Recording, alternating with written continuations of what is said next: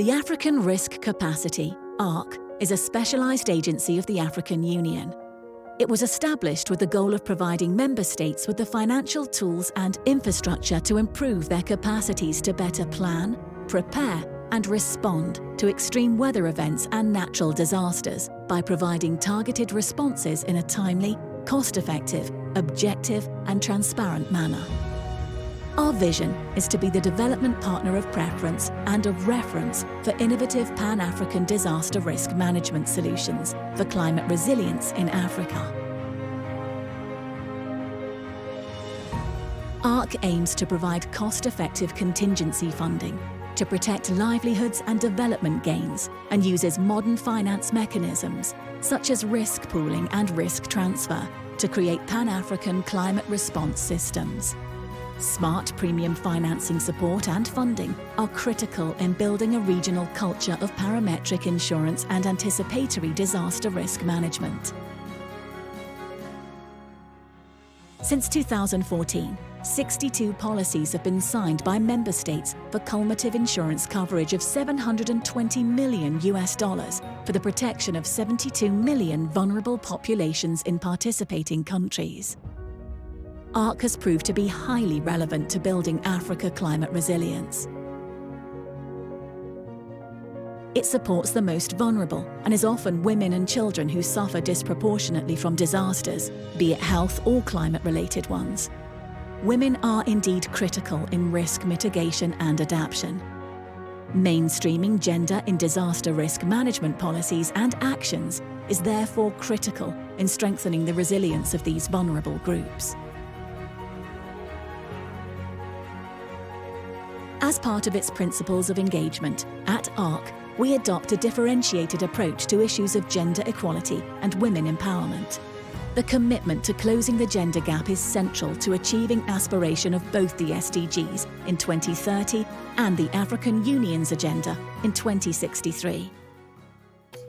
We are supporting the AU member states in delivering continental priorities and development agenda of building climate resilience and reducing vulnerability.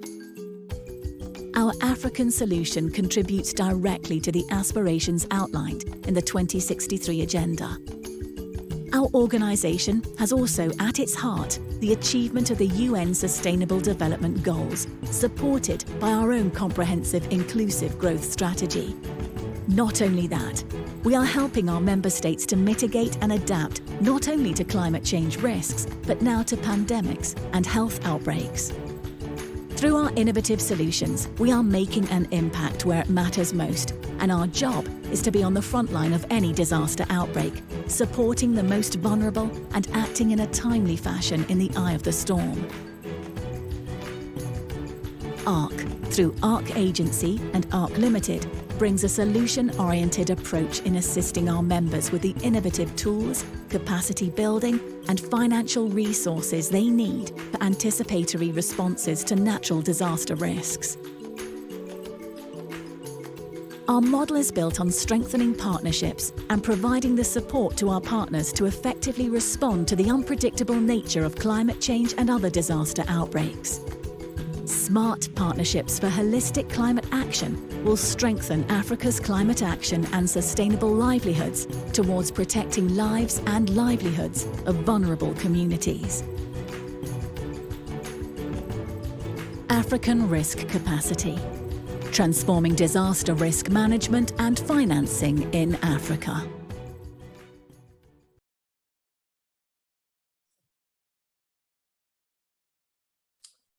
Good afternoon, everyone.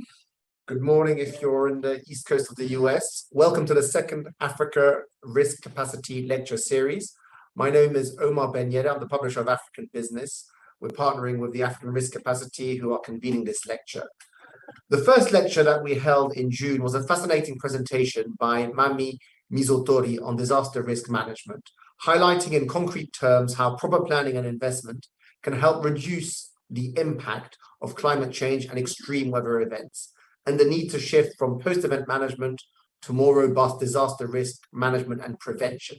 So from prevention rather than responsiveness. But Today, the theme of this second lecture will be a little bit broader in light of the upcoming COP27 gathering in Egypt in November. It'll also take a slightly different format. We will have a keynote address from Her Excellency Commissioner Josefa Fako, who I know personally from her portfolio heading the Department for Rural Economy and Agriculture at the African Union. But she's also very heavily involved in climate change issues. And prior to her election at the AU, she served as an ambassador responsible for climate change and was a special advisor to the Minister of Environment, amongst many other responsibilities.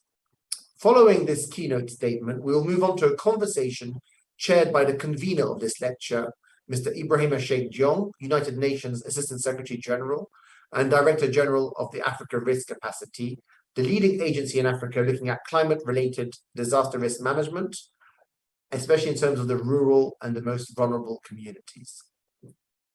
We are privileged to have two outstanding speakers today. The first is Dr. Mahmoud Mohyeldin, whose career I have been following since 2009, when he was Minister for Investment in Egypt. He then had a distinguished career at the World Bank, and today he has been nominated by Antonio Guterres as a UN climate change high-level champion, as well as a special envoy for financing Agenda 2030. We also have Dr. Kariuki, Vice President at the African Development Bank. Dr. Kariuki, I can't say I've been following your career as long as that of Dr. Mohyeldin's. Well, what I can say is that you possibly hold the most important portfolio within the AFDB, one that is critical in delivering across all high five of the bank. You are Vice President of Power, Energy, Climate and Green Growth.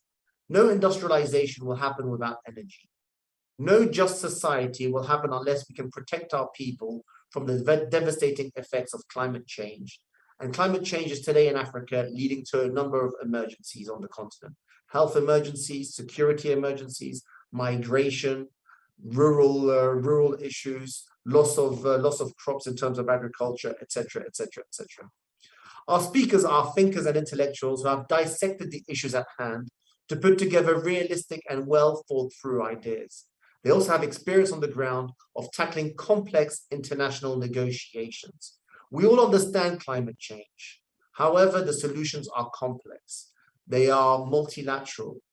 They are global. Our invited guests are also experienced financiers. And really the issue of finance for me is extremely important. And hopefully we'll broach it today. I look forward to understanding more about Africa's priorities, turning global financial commitments into greener projects on the ground, what a fair energy transition looks like, and much more in a challenging global context. With COP27 around the corner, what is our Africa position? What is our Africa strategy? And what can we expect? A few questions to get us all thinking.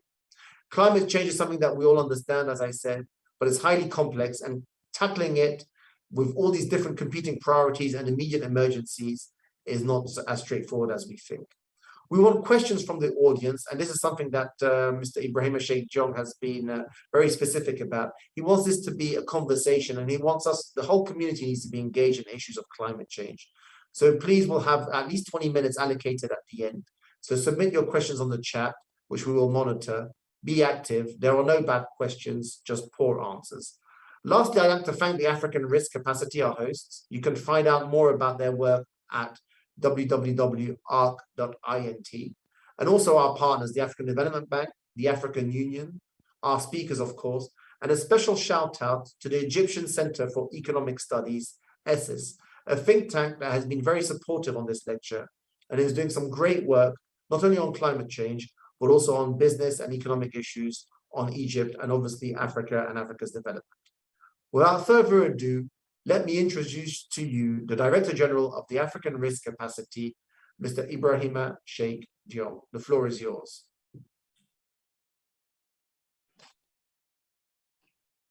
Well, Omar, thank you very much, as always, for that very warm and wonderful introduction, not only of our speakers, but also of the lecture series in setting the scene beautifully well.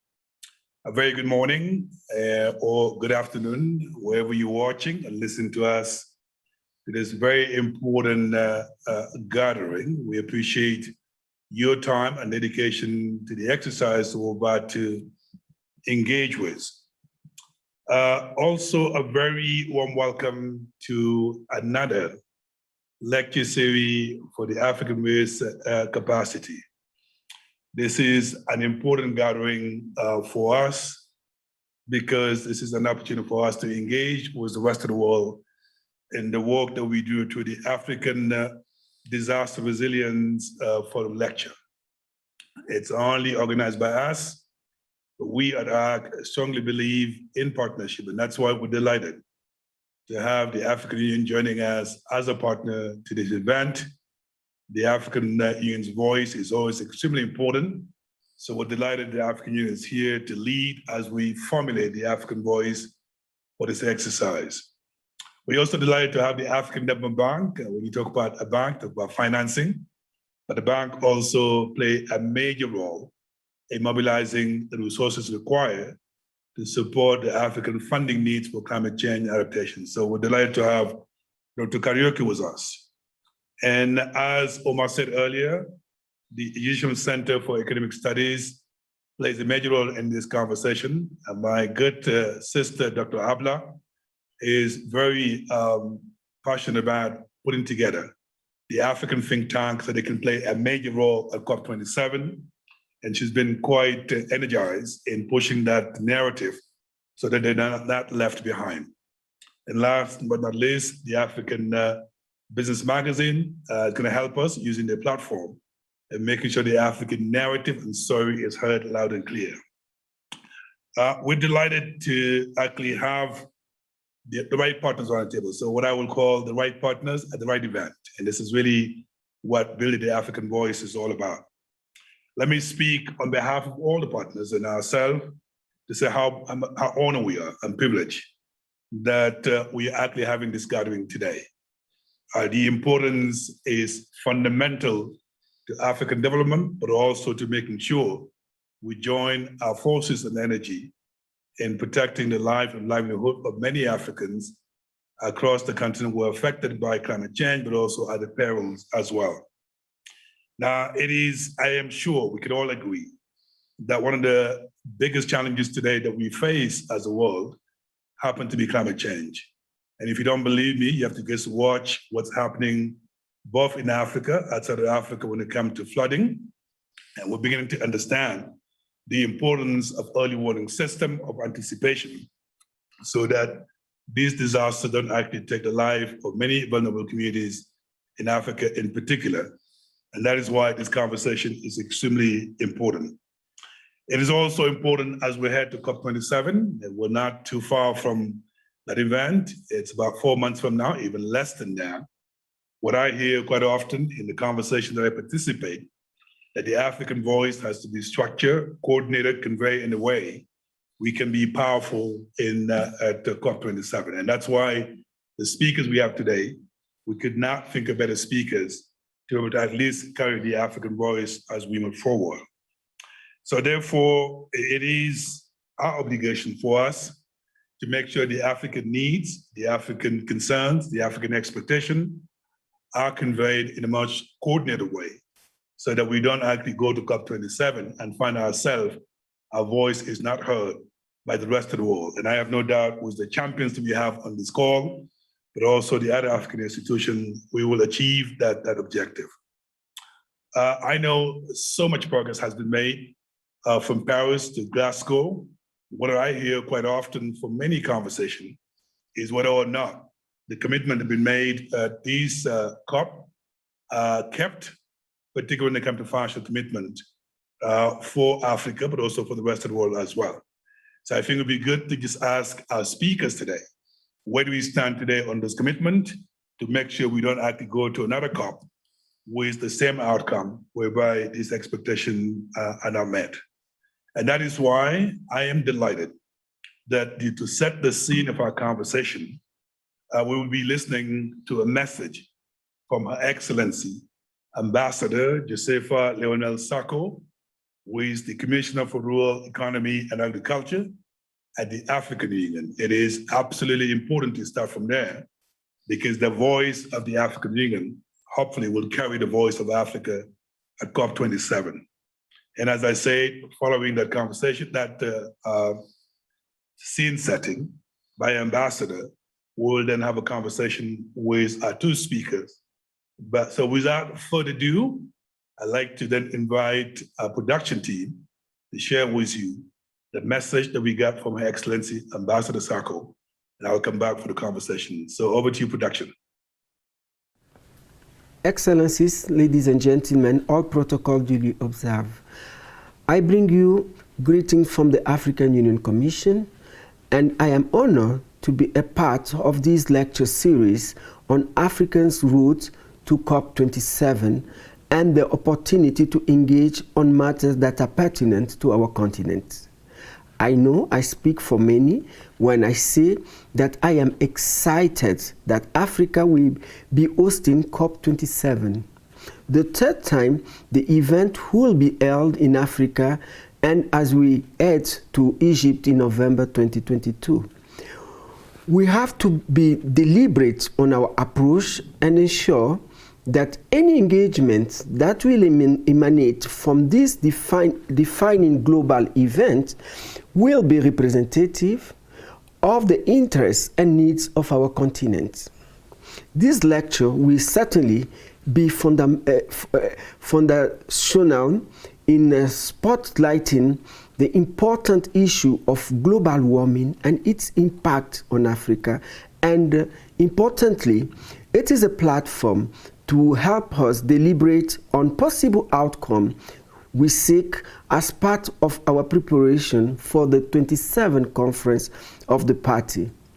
A big thank you to ARC for hosting this session. Africa is on the front line of the climate emergency. The IPCC 2022 sixth assessment report highlights Africa's exposure to the impact of climate shocks. The increase in intensity and occurrence of weather-induced disaster is a reality for Africa, often leaving a trail of destruction that our economy cannot shoulder. It is important that we speak in one accord and make our voice heard. As the host continent, COP27 will be a significant platform for us, and we must make it count. Coming from the African Union, agricultural, rural development, blue economy, and sustainable environment, our interests are very much aligned with ARC's mandate. I know we share a common interest to see how COP27 will augment our work and look forward to the outcome of COP27. ARC's mandate to strengthen African Union member states' capacity to plan, prepare, and respond to natural disaster threats speaks to the very core of our operation and complements our efforts to ultimately improve food security on the continent. The upcoming COP27 is a tremendous opportunity to speak with one voice as a continent and shape the direction of response to global warming. It is a known fact that although Africa contributes the least to global warming, bearing about 40% of global greenhouse gases, we are one of the most impacted for a number of reasons. One, our capacity to adapt to such threats is severely impacted by limited resources. And two, our economy are heavily dependent on rain-fed agriculture and therefore are at the mercy of the weather. Between now and November, leading up to the COP, our job is to intensify our effort to advocate for Africa's position among stakeholders. By the time we get to Egypt, Africa's position must be clear. We have much work to do together to make it happen, and several efforts are currently ongoing.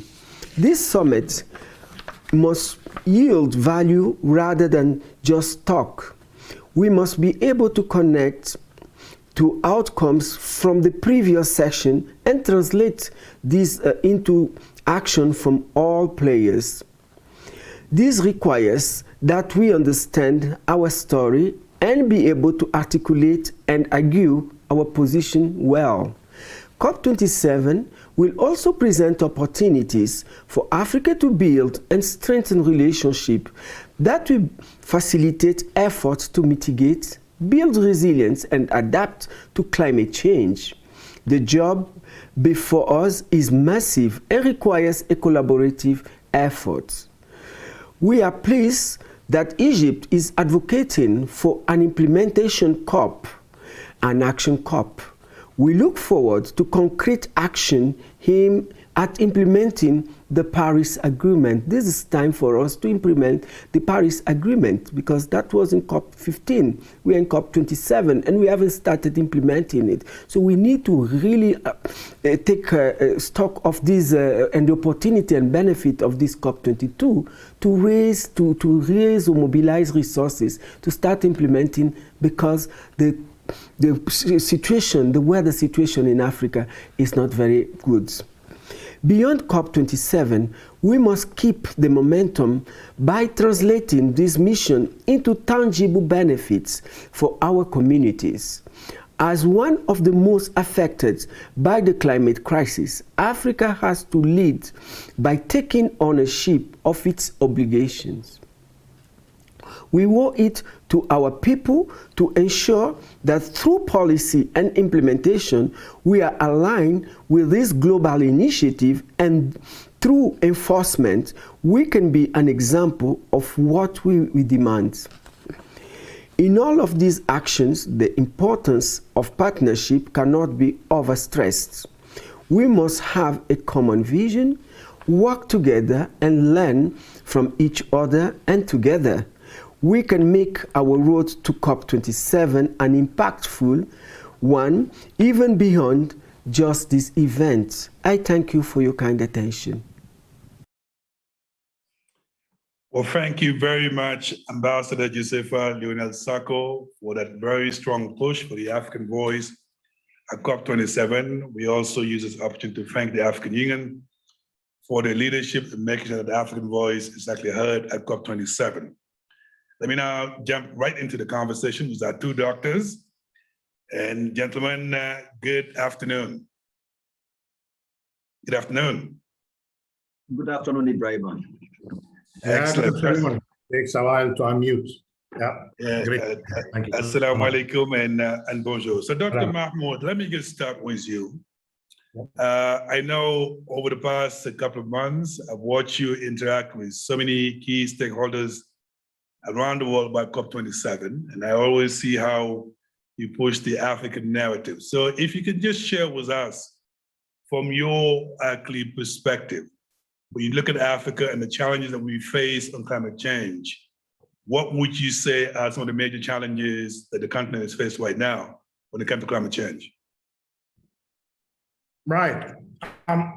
Thank you so much. And I listened carefully to your introductory remarks and the intervention by the commissioner. And let me very quickly share with you, perhaps from the four main items on the agenda, on the state actors. I represent, as you know, the non-state actors as coordinators, and as this is the name or the title, champion for COP27. So the four files are mitigation, adaptation, finance, and the loss and damage, just to organize our thoughts.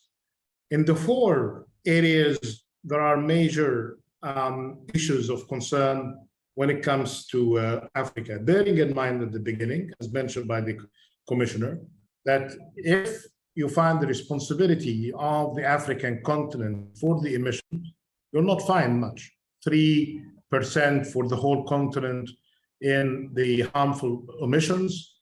This is compared to some of the members of the G20 countries. You get one country 5 times that figure, that's one, and the other one is like 10 times if you consider US and China, for instance. So in terms of the responsibility of the whole continent for the emissions, you don't really see this the responsibility. But when it comes to impact disproportionately, you'll find that the countries of the African continent are suffering. And this kind of suffering you can really see in all of the areas required to have attention, either on the adaptation front or in the loss and damage front. The high exposure of the coastal areas and cities, the kind of investments required for infrastructure to make it more resilient, the damage that is happening to the agriculture sector, the vulnerability of the energy sector that is relying on hydro as a source of generation of electricity. So in terms of the exposure and harm, the continent is harmed significantly. And you go into the mitigation file, okay, there are many opportunities. It's great to see that many of the African continents are in the top of the atlas of wind, of solar, and there are some serious investments in that front. I'm speaking to you today from Egypt, which is now a host of one of the biggest solar farms in the world, one of the top 4. Morocco is not far from us, and you can really see other examples around the continent. Wind farms, huge opportunities for investments as well. Green hydrogen, I'm happy to see that 6 African countries are not just engaged in MOUs and preliminary talks, but they are putting the principles for green, clean hydrogen as well. So the mitigation front and access to energy, there is some effort, but a very well-known figure, and I'll be very brief here, 800 million people around the world are suffering from lack of access to electricity. 3 out of 4 happen to be African. Then, and you talk directly on the loss and damage, I just mentioned that. Unfortunately, we need to see some sort of serious attention to this file. And then the final part, which I may come back to at the end, or the end, is basically on the finance. There is a lot to be desired. The 100 billion that is not delivered, the investment that are lacking, the technology that's not really supportive, the accumulation of debt, encouragement of some of the financial institutions to borrow more in order to deal with the climate challenges, opportunities and challenges in establishing carbon markets, issues related to debt reduction mechanisms. So these are just some subtitles that I'll come back to when you are giving me the chance. Absolutely. Dr. Mahmoud, we'll certainly come back to commitment, financing, opportunities, and so on that you mentioned. But let's just try to understand the nature of the problem we're trying to address. We'll come back to some of the solutions. And Dr. Kariuki, building on what Mahmoud has said, and that is that Africa is very much concerned about linking responsibility and impact, but also the fact that for Africa, loss and damages is extremely important. That's how we protect our vulnerable communities. Let me also turn over to you, the same question. I know you interact with so many African governments, and you hear a lot of stories about the African concerns. So walk us through, from what you heard so far, looking at climate change and the African continent, where do you see some of the major challenges that we need to address as a continent? And I believe you're on mute, Dr. Kariuki. Thank you very much. I think the way I will try to address the question or to respond to the question, having heard what I heard, is from the perspective of why Africa should be prioritizing climate change. And here, I must say, there are a number of compelling reasons why this should be the case. To start with, I think the Global Center on Adaptation told us that Africa's climate change is already locked in for the next 20 years. And actually, as a matter of fact, it's today regarded as the highest risk amplifier for economic development and fragility in most of our countries. Indeed, there are mounting evidences showing that Africa, as Dr. Mahmoud said, is the most vulnerable continent on the to the adverse impacts of climate change. So what we know that from the latest Climate Vulnerability Index, 9 out of 10 of the world's most vulnerable countries are in Africa. These are Chad, Central African Republic, Eritrea, Guinea-Bissau, Democratic Republic of Congo, Sudan, Niger, Liberia, Somalia, all in sub-Saharan Africa. So furthermore, already, and this is what we hear, Africa already loses a staggering $7 billion to $15 billion every year due to devastating impacts of climate change. And IMF projects that this figure could go as high as $50 billion per year by 2030, constituting about 7% of Africa's GDP. What else do we know? We also know that agriculture is the most impacted of all the sectors. And it is projected that climate change will reduce yields of Africa's rain-fed staple crops, but by 8 to 22% over the next 22 years. What does this mean? It means that it will be exacerbating the existing food security situation, where already 246 million people go to bed hungry. I mean, and the reality is, we know that in 2019, we had cyclones Idai and Kenneth in Mozambique, Malawi, and Zimbabwe.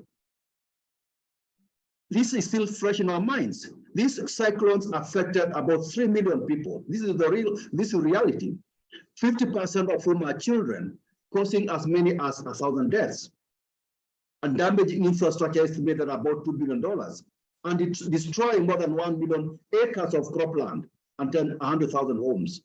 Yet, the region was also visited early this year by cyclones Anna and Batsirai, causing further damage, wanton damage, including critical infrastructure.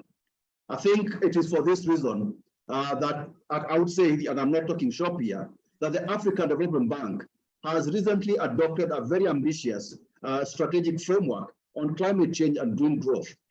This framework builds on recent progress in significantly increasing its levels of climate finance from 9% in 2016 to 41% in 2021, whilst growing the share of adaptation finance from that 6% to 67% last year. I'm proud to say that the bank was the first MDB to achieve that, to exceed parity.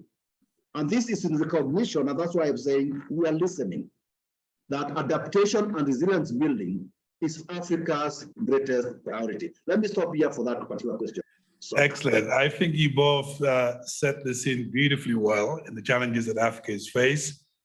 And everything you said, obviously, is music to our ears at ARC, loss and damages to protect vulnerable communities. You talked about the important climate finance, but also energy transitions and all the other initiatives that the bank is involved with. Now let's move on now to our next topic. And we had Paris, we had Glasgow, COP26. There's so many gatherings whereby the Africans came together and make sure in the negotiation and the discussion, their voices are heard. Let me just turn over to Dr. Mahmoud again. If you look at COP26, just give us your take as far as Africa is concerned in terms of what are some of the takeaways that actually contributed to at least making the African case or the African concerns being heard, knowing in particular the concern that you made about commitment not being met on the financing side. So before we get to COP27, sorry,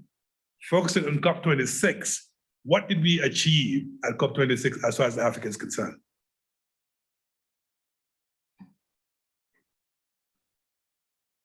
You're on mute, Dr. Mahmoud.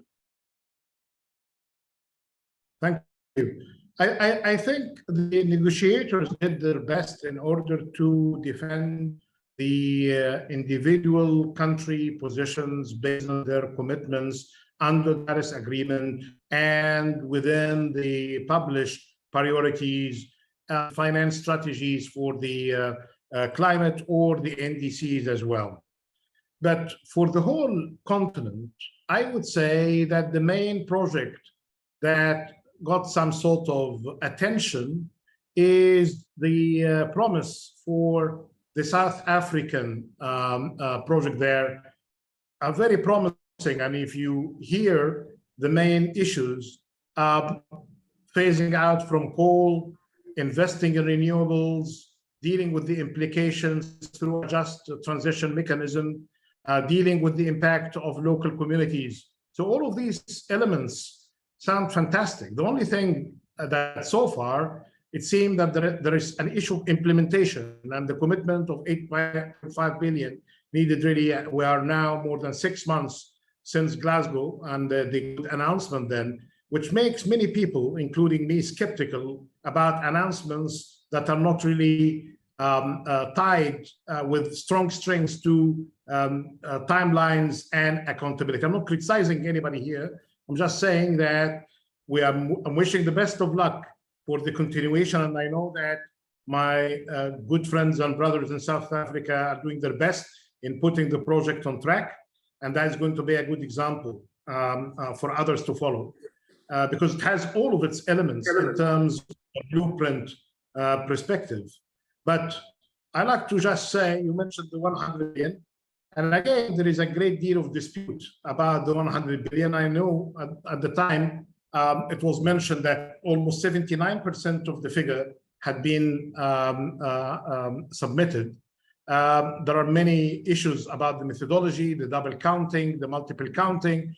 There are some credible organizations, including Oxfam, saying that the figure actually exceed 20%. I know that colleagues at the African Development Bank tend to be updated on this, are trying to do some effort in order to make an assessment of the deliverables and the impact of the 100 billion, or the part that has something to do with Africa on that. But mind you, even if the 100 billion is fully there with us, it's less than 5% of what's required for the developing economies and emerging markets economies to deal with the climate action. So we need to think here about what could be coming on the COP27, which I'll come back to. So this is basically what I can really summarize, that COP26 had managed to bring the momentum back. Negotiators did their best. There is a project highlighted. There are some question marks about the flow of finance and investments where it matters. And technology. We don't need to undermine technical assistance and technology in the field of climate. All right, Dr. Mahmoud, I like to push my speakers every now and then. Let me push you a little bit. I think particularly on the $100 billion commitment, I know we have the whole world watching and listening to us, and I know you're in the know. Judging from what happened in the Paris commitment, do you think from now until COP27, we have at least the higher probability for that 100 billion actually to be met so that Africa can at least be hopeful we can get some resources for adaptation? Over to you. Are you asking me or asking Dr. Mahmoud first? I'm going to push you a little bit just to share with us what you know in the 100 billion. Are you optimistic or pessimistic that we can actually meet those commitments by COP27, or is it just talk at this step level? I would say for this year, I think it's going to be more of the same.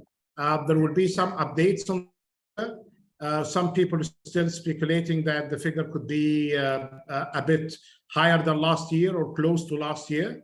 But my argument here that the 100 billion, even if it is submitted and committed and delivered fully, this is less than 5% of what's required. This is putting the methodology aside. And that's why COP26, along with COP27, had the commission our good sister Vera Songwi with Professor Nick Stern to have a policy paper on assessing finance for climate and development, including an assessment of what had been delivered so far and what are the gaps of finance. And this should be shared a few weeks before Sharm el-Sheikh. Excellent. Well, I know 100 billion does not meet the whole needs, but at least that's a good start. So that we can actually see where the gaps are. And then Dr. Karaoke, let me turn over to you. Let me turn over to Dr. Karaoke. And I know the bank is heavily involved in making sure we actually mobilize additional resources to meet on adaptation, but also the bank is very much involved in energy transition. So over to you, walk us through what the bank has done since COP26, particularly on adaptation, but also your take on energy transition and the role you intend to play as a bank. Thank you very much. I think you really hit the nail on the head.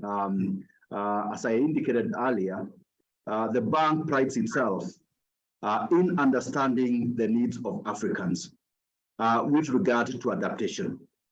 And here I would want to refer to the period in the lead up to COP26 and after.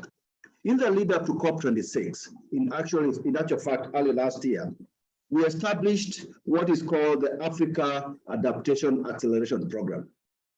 And the essence of this particular program is to try and double climate finance on the continent, in the soonest, as soon as we possibly could, because we appreciate that unless we are able to provide sufficient resources for adaptation, then the bulk of the continent will remain. And this is because Africa is also the least adaptive of all the continents. Unless we provide sufficient resources for adaptation, then we will be doing a zero-sum game. Africa will continue facing all these extreme weather events, suffering from the extreme weather events, periodically, one after the other.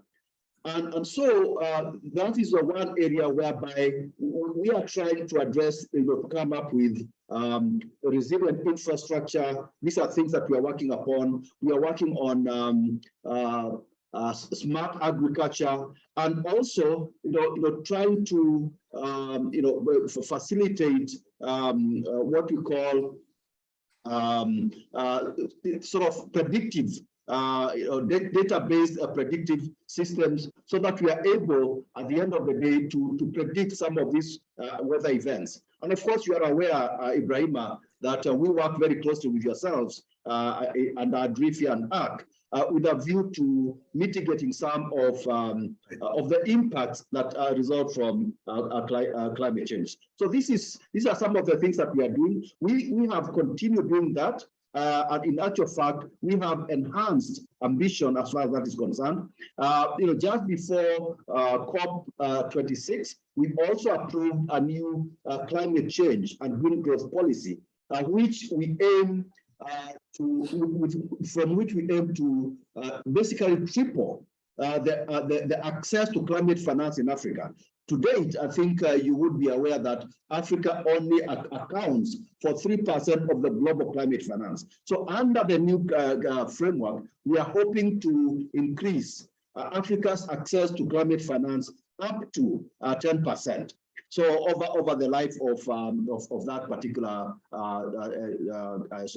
climate change and green growth strategy. That's number one. Number two, considering the challenges that we are having in mobilizing climate finance, we have actually gone out of our way as a bank to try and create, as part of what we call the ADF 16, our concessional window, to create a specific climate action window with a view to mobilizing $13 billion over a 3-year period to actually just address the issues of climate change on the continent. And you'll be pleased to note that of that component, 63% will be earmarked for adaptation, because we acknowledge that adaptation is basically where we need to go. So that's number one. And number two, to respond to the issue of the South African just energy transition, we acknowledge that South Africa is actually big, and as Dr. Moudin mentioned, this is one area that you can say was a huge plus for Africa, in the sense that it was recognized by virtue of how progressive and ambitious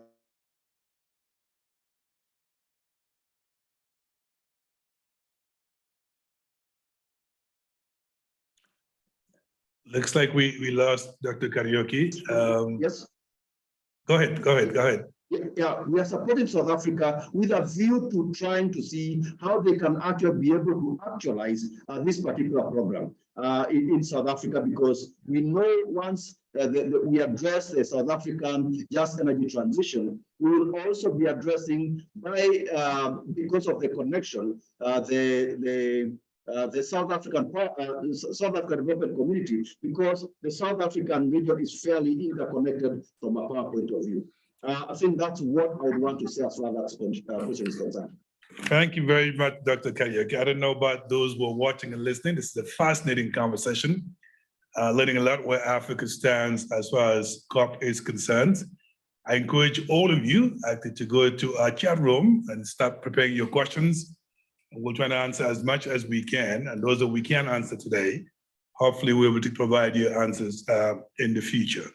Now, gentlemen, we've talked about now the situation of Africa. We talked about COP26. Let's move forward to COP27.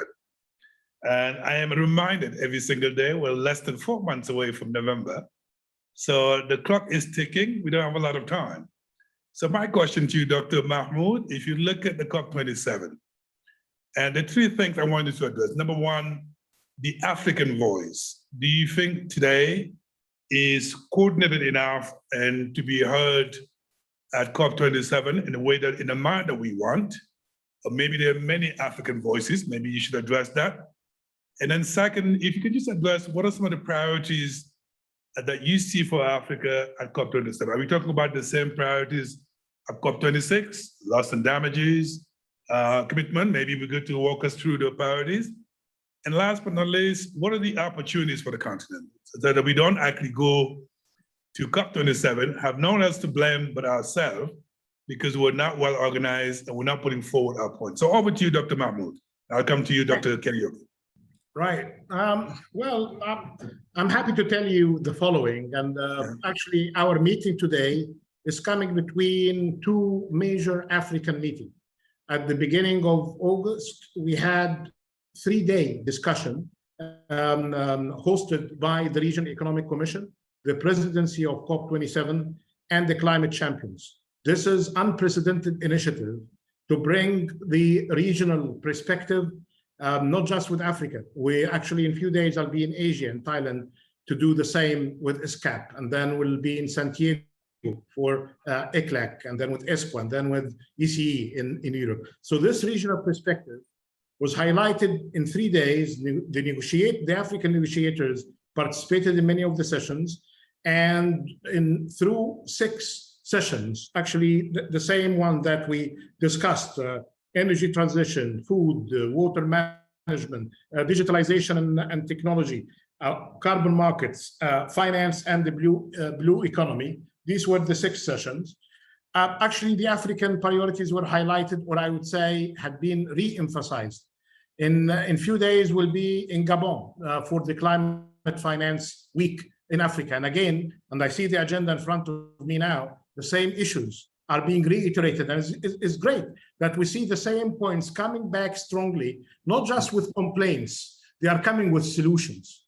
And this is basically what I see of a kind of an interesting 2080, a kind of an approach that you spend 20% of the time highlighting the problem, but you spend 4 times as much trying to explain how to fix it.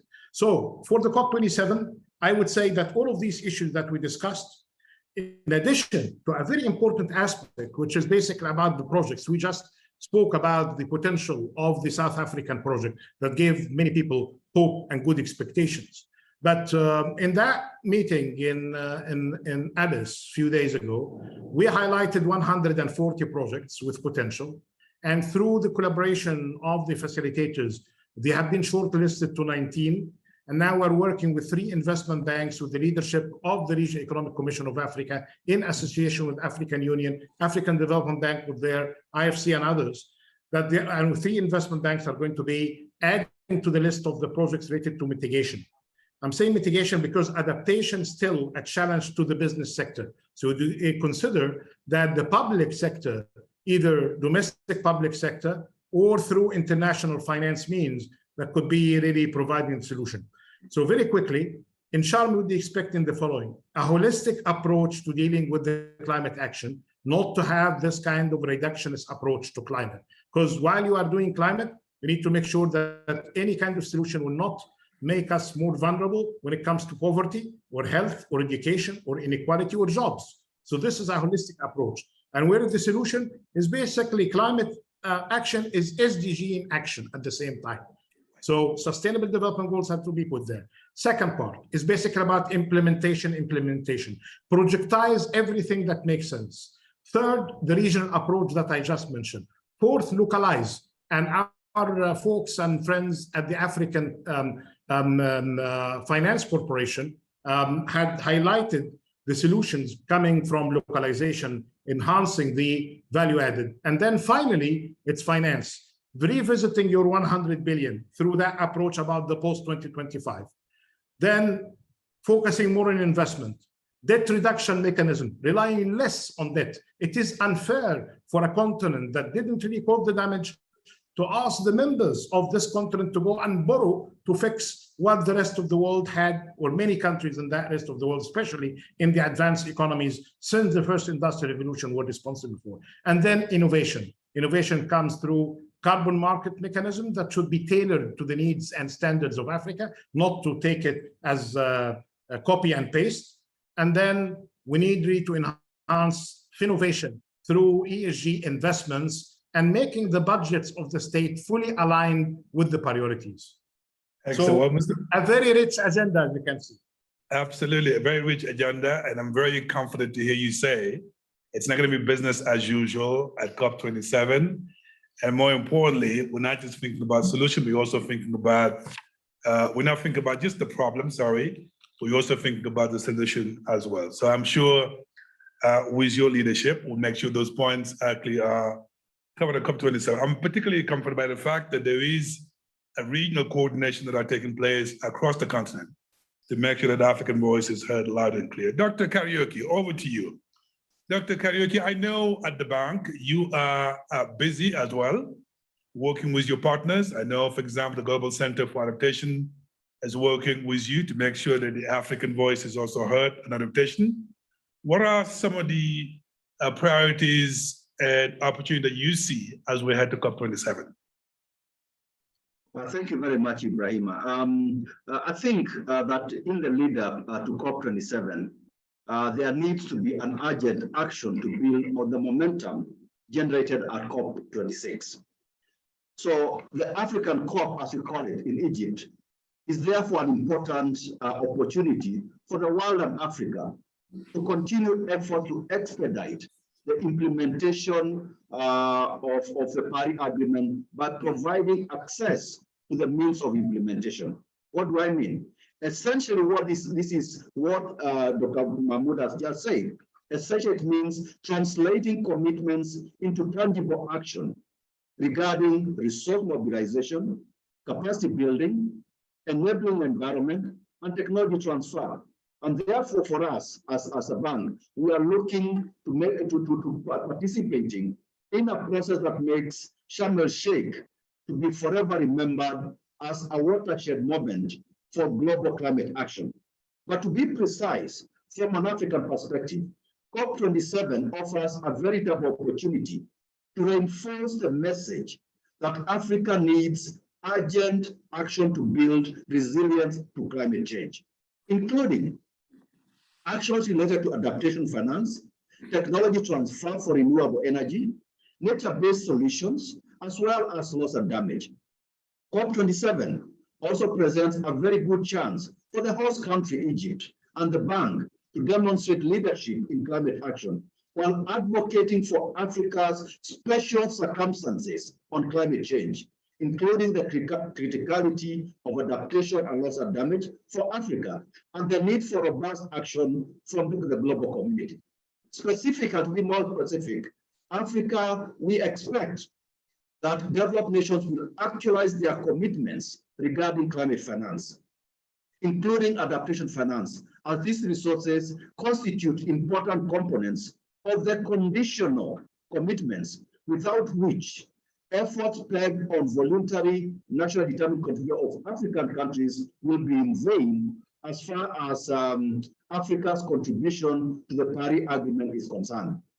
Hence, in the spirit of common purpose and shared destiny, Africa expects that the Paris Agreement commitments related to $100 billion climate finance for developing nations and the plan to double adaptation by 2025 will actually be fulfilled.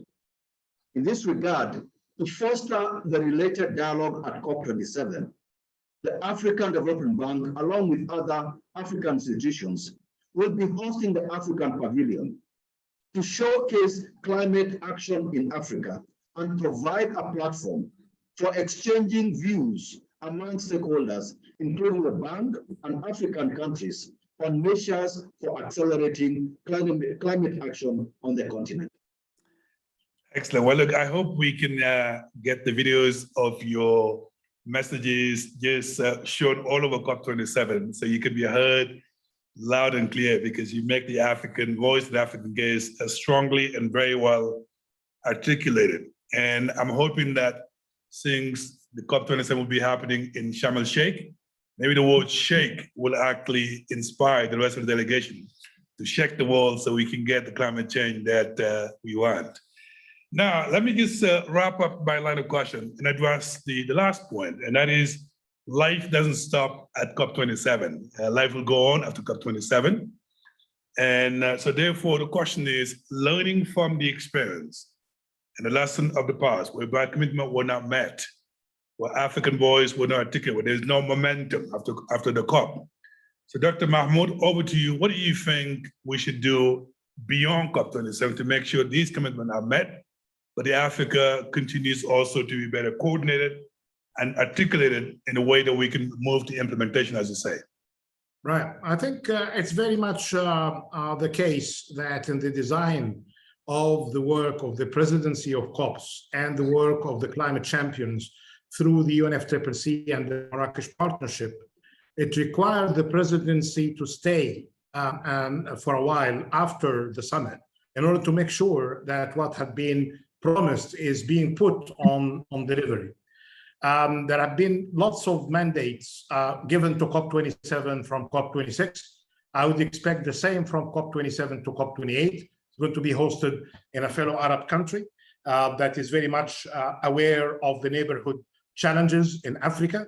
I think by the time we finish the preparation of COP27, this kind of regional perspective is going to be owned more, not just by the Regional Economic Commission or the African Development Bank or the Asian Development Bank, because their mandate is typically regional, but basically integrating what's regional with the global, having better alignment between the Sustainable Development Goals and the climate action, because we are confronting serious challenges and crises in health, in finance, and in food plus energy. So this kind of continuation of getting the climate action not to address problems of the future as we should, but in addition to that, we are dealing with problems of permanent and immediate nature. Permanent because they have been with us for a while, access to energy in Africa, issues related to food security, matters related to indebtedness. So the beautiful thing about the design of the COP27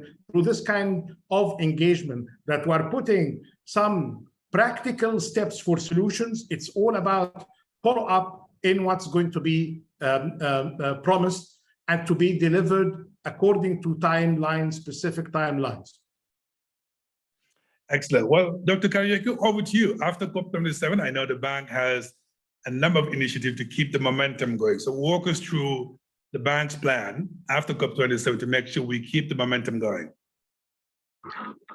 I think we fully understand that what we need to worry about is if we have to move the dial as far as climate change is concerned, is that we need significant resources to do this. So the first thing I would want to say is that, and Dr. Mahmoud mentioned this, is that we are investing in knowledge building. And one of these particular products is what we call the 2022 Africa Economic Outlook, which is actually based for the first time on amalgamation of African naturally determined contributions. And this report showed that in actual fact, what Africa needs as far as adaptation or as far as climate finance is concerned is $128 billion per year. all the way up to 2030. So in my view, one of the things that will keep us busy post COP27 is to try and introduce or make a conscious effort to pronounce that it is important that we start thinking about the post 2025 climate finance target, because so far everybody has been talking about the $100 billion by 2025, doubling of adaptation finance by 2025. So I think the most important thing is that the bank will ensure that we work closely with everybody else to ensure that there's a collective call, an enhanced collective call to raise ambition for transformative climate action throughout Africa. Moving to the other side of the equation, which is the energy side of it, we know that, as Dr. Mahmoud said, Africa has only contributed marginally to greenhouse gas emissions. To be precise, less than 3% of historical anthropogenic greenhouse gas emissions. So it is a fact that there is need, there is an emergency that needs to be resolved. However, we are also aware that 600 million people in Africa lack access to electricity, which is 80%. I know Dr. Mubin said 75%. You have to find exactly 80% of the global population have access to electricity. And another 1 billion Africans lack access to clean cooking solutions and technologies. But we are also aware that we have fast-growing population growth and ongoing economic transformation. Therefore, from my perspective, Africa must make a step change in investment activity if we are to meet sustainable development goals. Therefore, what we actually need is to institute just energy transitions, based on our huge and largely untapped sources of renewable energy. Dr. Mahmoud also mentioned that in terms of solar, in actual fact, what we have, Africa has 40% of the global solar potential. We have 350 gigawatts of hydro potential. All these can be harnessed to underpin Africa's development on a low carbon pathway. So at the African Development Bank, I must say we are fully committed to seizing the renewable energy potential and scaling up energy access. And here I can say our investment portfolio is increasingly clean, with more than 85% of our new generation since 2016 being based on renewables. This includes, I know what Dr. Mahmoud said, there's a 510 megawatts Nuwa Zizate, which is the world's largest solar power plant, and the 310 megawatts Lake Turkana wind project in Kenya, which is Africa's largest wind farm. So I think, in my view, it is a question of how we look at the nexus between climate change on the one hand and the transition to clean energy on the other, because it is imperative that Africa is able to provide electricity and address its energy poverty if Africa is to attain its sustainable development goals. Thank you. Excellent. Well, look, as I said earlier, we could not think of a better advocate of the African voice and the African priorities and the African expectations. And I wish we can get these two tapes all over the world so people can actually hear what Africa stands for, but also Africa's concern and expectations. So hopefully the decision makers around the world will hear what two Africans have to say about the African perspective. I am hoping that after COP27, maybe we'll get together again, have another lecture series, just to see whether some of those expectations are met and what we need to do kind of differently. I know we have plenty of questions in the chat room, and I can't wait to hand over to Omar to just take some of those questions before we wrap up the conversation. So Omar, over to you. Thank you, Ibrahima. I'll try and group the questions per topic. I mean, one that comes over and over again is the issue of finance. So I'll group 3 questions in terms of the issue of finance, and maybe the three of you can answer them one way or another. The first one is, why is it that the $100 billion commitment or the $100 billion annual commitment isn't forthcoming when we've seen that they've been printing money and issuing $700 billion relief in the EU, the Americans printing trillions of dollars of support during COVID. 100 billion ultimately is a small amount in global terms. So why isn't the money forthcoming? How should it be channeled, and through which mechanisms? Should it be channeled through the multilateral development banks, the governments directly, or institutions such as IFAD, WFP, or ARC? And what are the mechanisms in place? I mean, we've seen certain initiatives at COP15, for example, the Africa Renewable Energy Initiative, but ultimately we're not tracking them nor monitoring them. So what can we do in terms of tracking and monitoring? And I think Dr. Mahmoud Muhyiddin mentioned this. So what can we do more or better to make sure that these commitments are met? So ultimately it's about why aren't the commitments being met? What can we, or how should we be channeling them? Through what agencies or through what instruments or through what mechanisms? And how can we track them better? And maybe the three of you can comment on that, starting with Dr. Muhyiddin, then Dr. Kariuki, and then Ibrahima, who's also got ideas in terms of mechanisms and solutions. Right. If I may, I have something that I wanted to share earlier that could really provide an answer to this group of questions on finance. And that could really be, and simply put, revolutionary if it happens.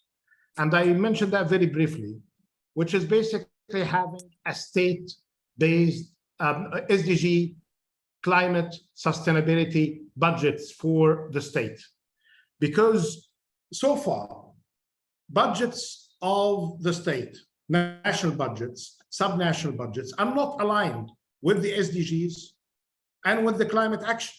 The talk about love and affection of climate and the planet is in some place, and the budget of the state is not really meeting these kind of expectations.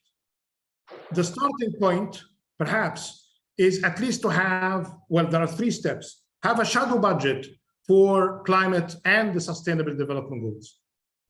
The second part, make it SDG aligned budget. The third evolution could be an SDG based budget, which is basically because SDGs, as you know, contains climate action as SDG 13. That could really be a revolution. And that could really solve many of the issues that you mentioned about the needs for external finance, including the 100 billion. That will be really with signals through integrated national financial framework, through which you can get your SDG budget, and then you can send signals to the outside community about your needs. You need the private sector to partner with you. The budget of the state is the best way to communicate, whether you are crowding in or, God forbid, crowding out. So this is a good starting point. And then super briefly, why the 100 billion are not delivered is exactly why the famous 0.7% of GNI for many decades have never been fulfilled. In a good moment, politicians under some pressure, or perhaps for them to impress the media, to say, well, I'm committing, I'm going to do that. Nobody is pushing them to do it. But basically, they take a kind of an opportunistic approach or a political appealing message that we are helping the poor through the GNI of our country donating 0.7%. Or saying, well, we are going to be donating 100 billion. That could really be of significant size back there in 2009. And actually, it was presented as a minimum, a critical minimum, but we haven't seen this minimum. So I think, and lack of accountability, because this is a kind, you are offering something that I cannot really go and blame you if you don't, because I don't have between you and me any kind of accountability mechanism. But if it is in the budget of those who are donating, the concerned public of the donor countries would say, well, we committed and you are not delivering. And because of that, we are going to be pushing ourselves all in some serious trouble for our plan that's going to be affecting us all because of the negative externalities of the whole matter. This is basically a kind of a simple mechanism of addressing this complicated question on finance. Dr. Kariuki, maybe we go to you in terms of channeling some of this through the MDBs or an institution like the AFDB? Is that a solution to make sure that this money is properly, well, tracked, monitored, and dispersed? Yeah, thank you very much, Omar.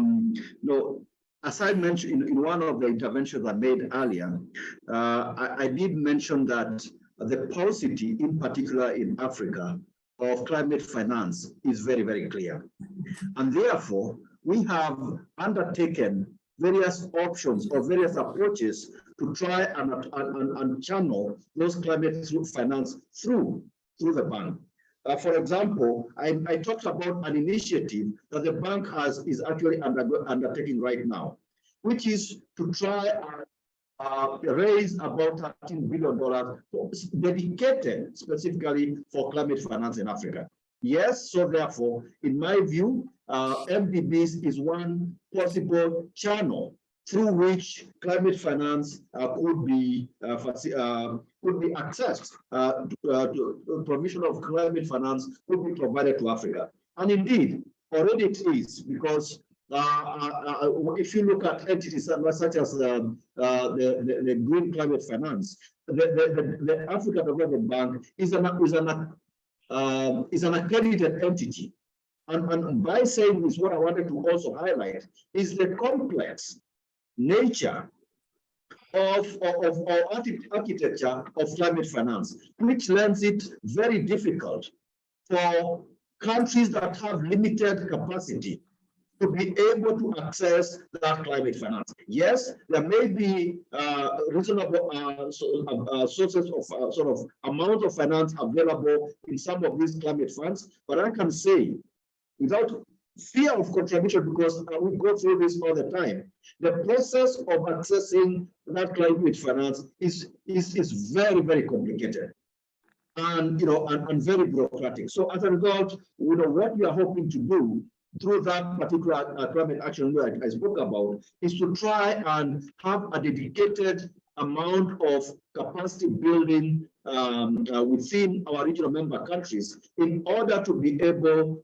to develop sort of enabling environments. For example, what Dr. Mahmoud sort of alluded to, whereby you find there's a disconnect as to where the issue of climate finance is addressed in a country. Is it in Ministry of Environment, or is it in Ministry of Finance, or they should be working together? Those are some of the complications that we have that need to be addressed sooner rather than later, if we are to go that way. I think that is what I would want to say. But regarding the $100 billion, I think all I can say, I can support what Dr. Mahmoud said. I think is a question of prioritization. We all know that before COVID came along, climate change was afflicting our continents, and in particular in Africa, in a big way. However, it never got the prioritization that COVID did, despite the fact that the impacts of climate change are going to be with us for a long period of time. Ukraine happened, and we saw the reaction.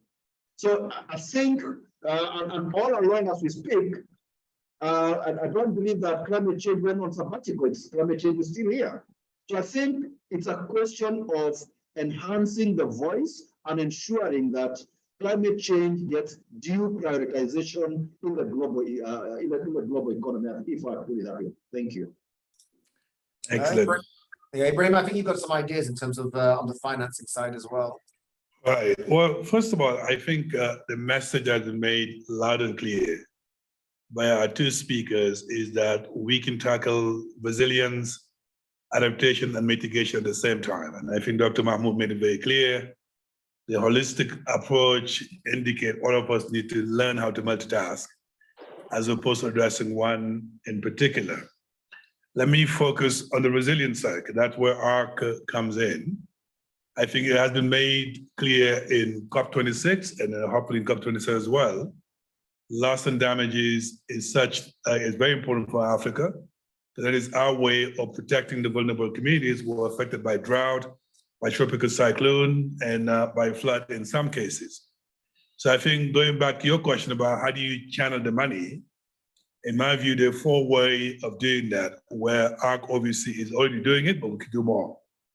Number one, Dr. Mahmoud talked about the importance of having access to technology so that we can build the African capacity on early warning systems, because governing and management is actually anticipated.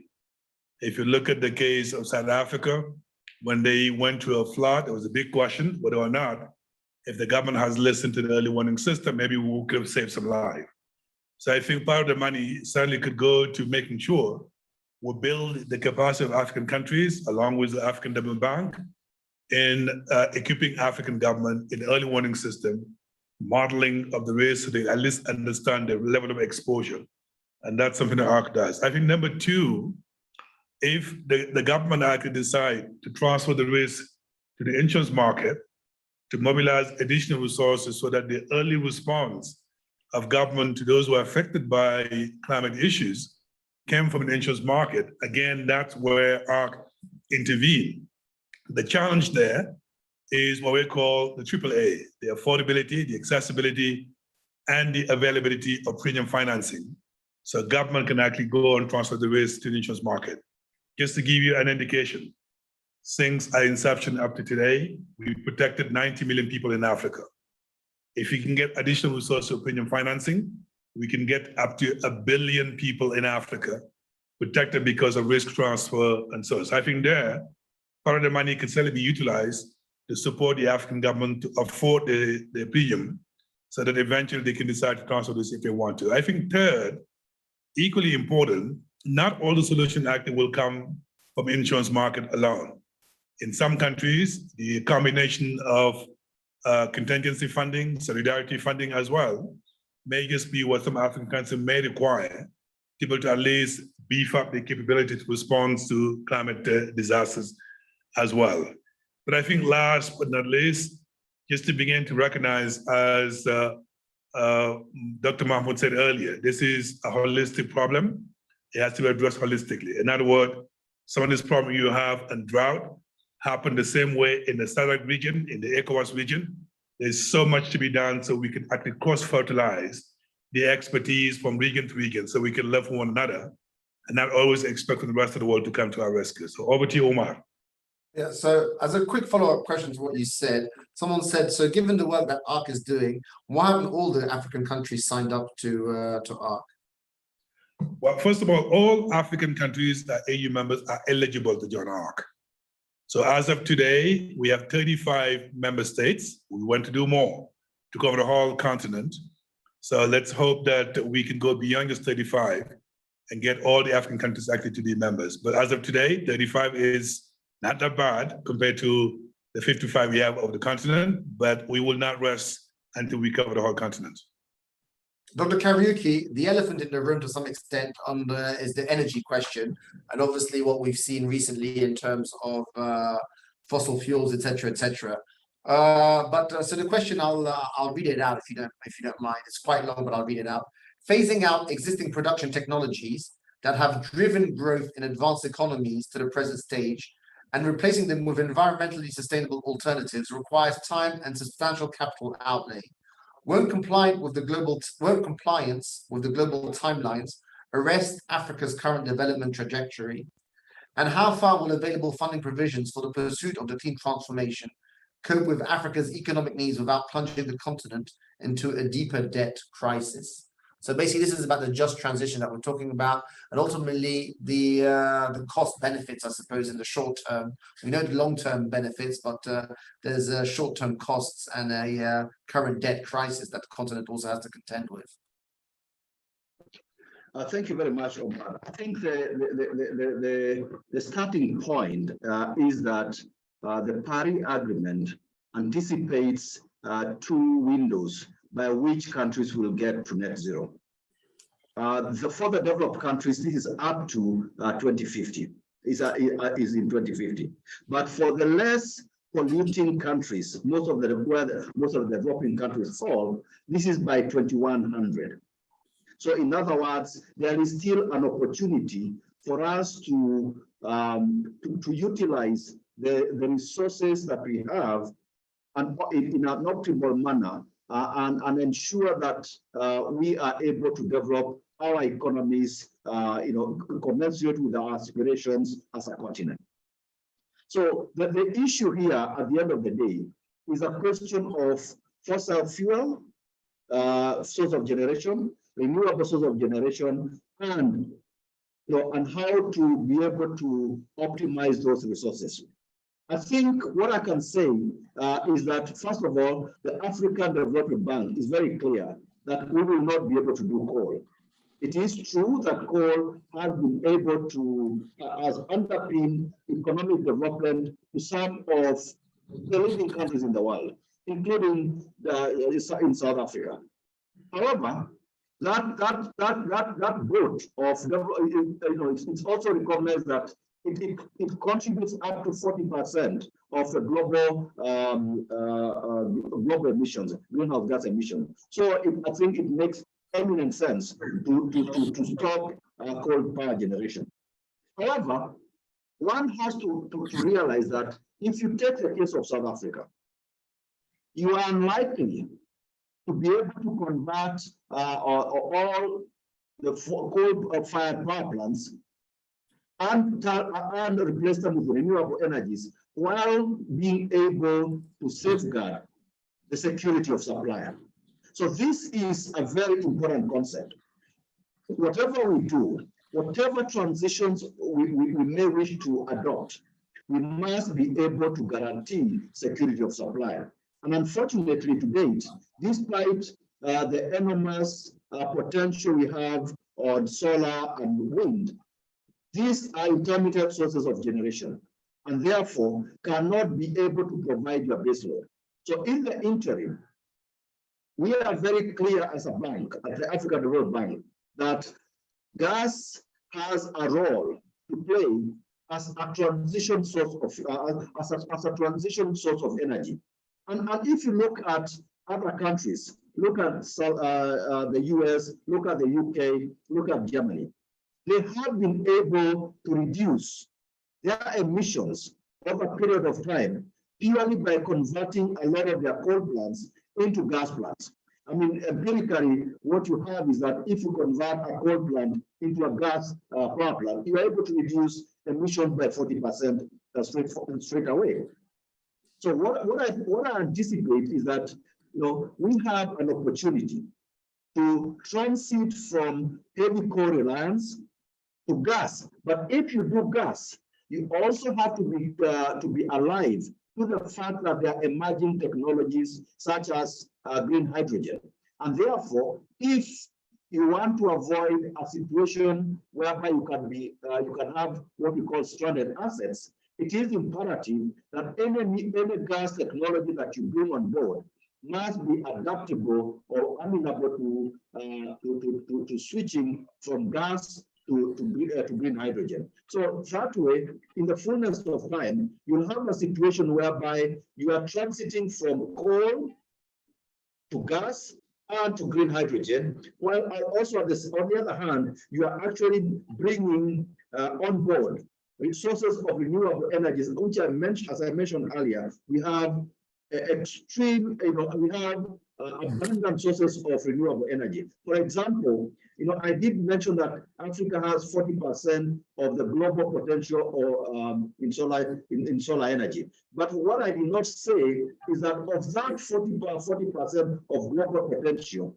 only 1% has been harnessed to date. So there's incredible amount of potential or of growth whereby we can be able to increase renewables in our system.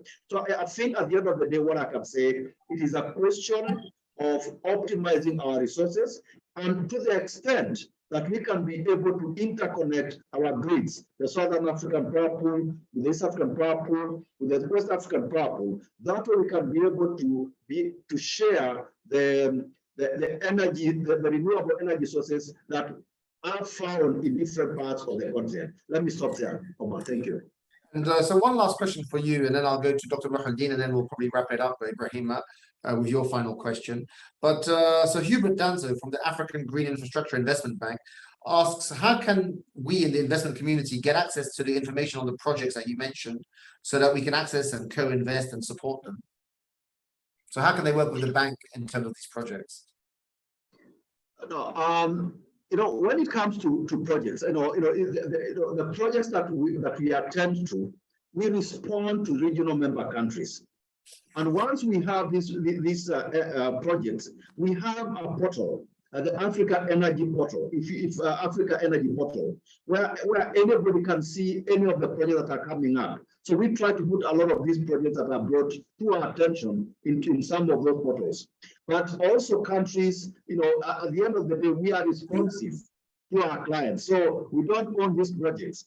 So the countries will generate the projects, and we will analyze those projects and participate in those particular projects. But at the end of the day, we are also very transparent. I think recently we were ranked first globally in terms of transparency as far as some of our development outcomes are concerned and the projects we're involved in. Therefore, if you look at our website, you will always find any new initiatives that we are attending to, and I'm sure countries will also try to broadcast or publicize other initiatives in their countries. Thank you. Okay, Dr. Bahaldin, this comes to COP27 and ultimately the negotiations from an African perspective. So we've got the Africa group of negotiators. We heard from the African Development Bank that they'll be hosting the African Pavilion.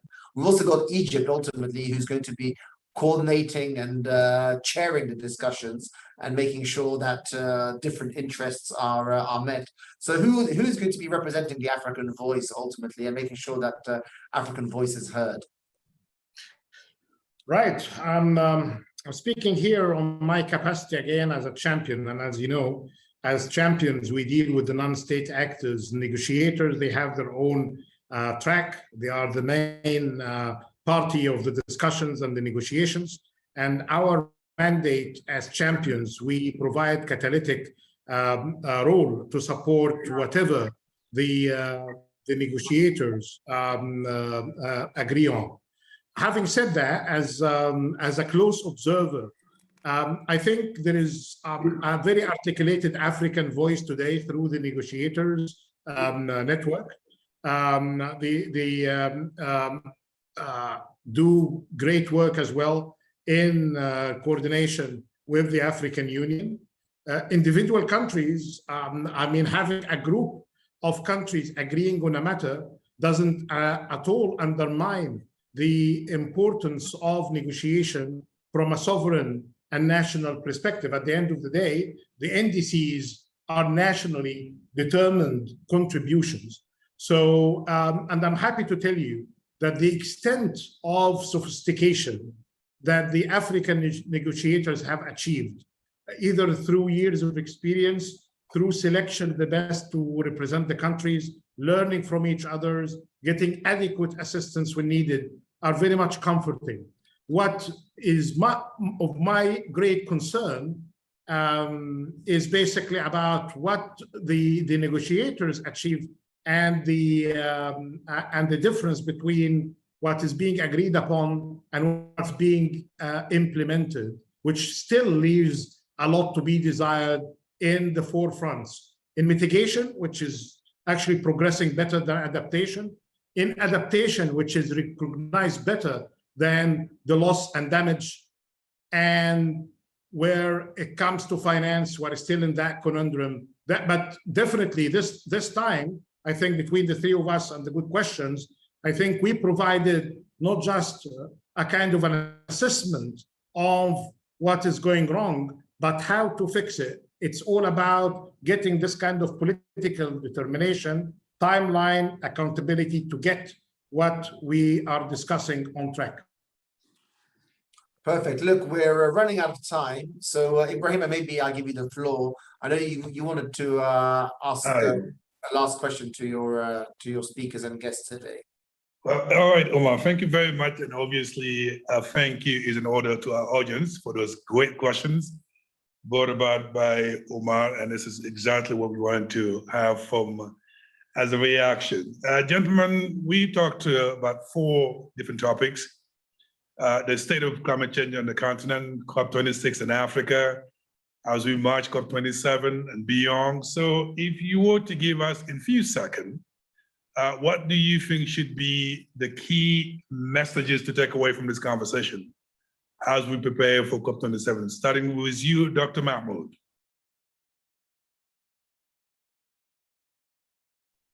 Well, in few seconds, the COP27 adopting a holistic approach, focusing on implementation, supported by finance and technical assistance. And by finance, we mean all sources, domestic, external, public, and private, with a focus on the regional dimension as well when it comes to implementation.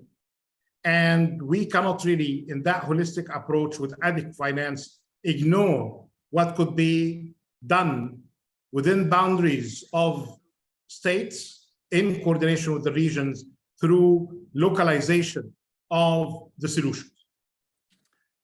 It's very compact, but Lottie, any messages there to convey to COP27? Go ahead, Dr. Kariuki, what would be your takeaway message?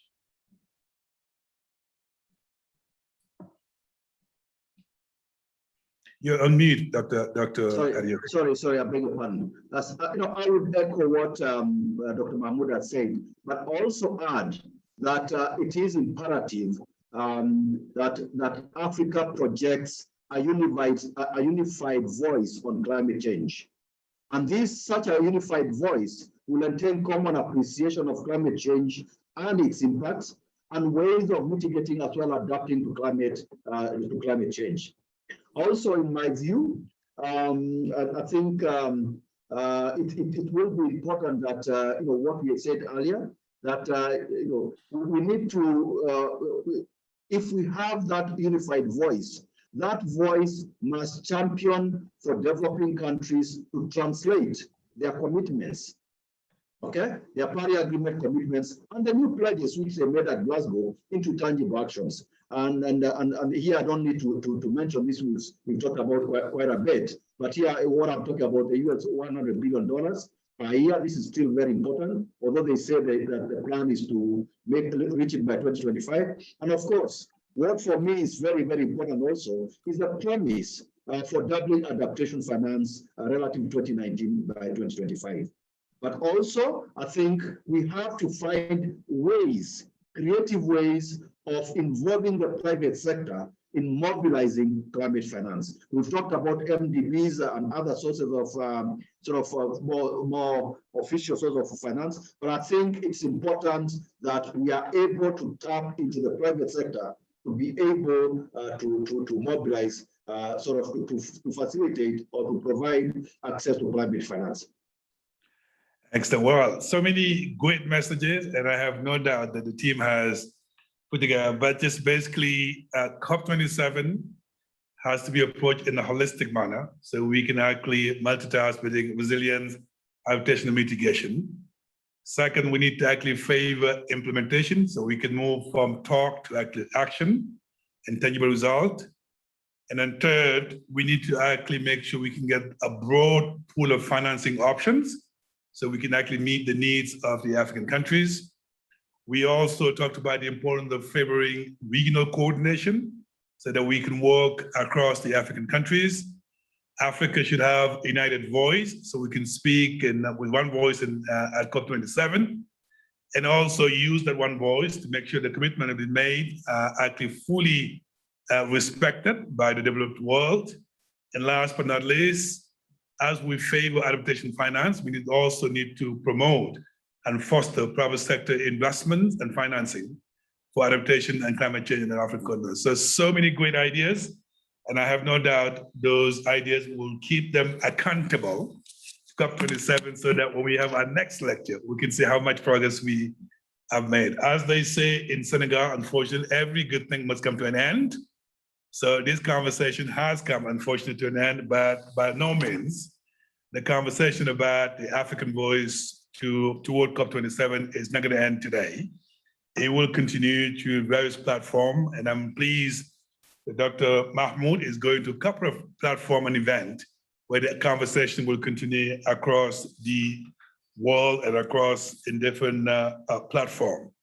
Let me use this opportunity, obviously, to thank the ARC and the IC publication team that made this actually possible. I know they've been working on this for quite some time to make it possible. And Dr. Mahmoud and Dr. Karaoke, we are grateful for your presence. I know how busy you are, and it was very difficult to secure your confirmation, but in the end, we deliver. Thanks to my good sister also, Dr. Abla, we made it very clear. Yeah. It's important we have Dr. Mahmoud on this call, as well Dr. Karaoke. It's an honor. Thank you so much. Absolutely. Use this opportunity also to thank the African Union. They play a major role for this event, not only to Commissioner Saho, but also they lend their voice, their platform to make sure that the African voice is heard, and the African Development Bank, as well as the Institute, the Egyptian Institute for Economic Studies that Dr. Abla is ably leading. So until then, thank you very much. We'll see you at the next lecture series, and thank you for taking some time to share this incredible woman with us. We look forward to the next lecture series. At COP27, we'll have a side event and a lecture series. So Omar, that's the end of it. Thank you. All the best. And see you all.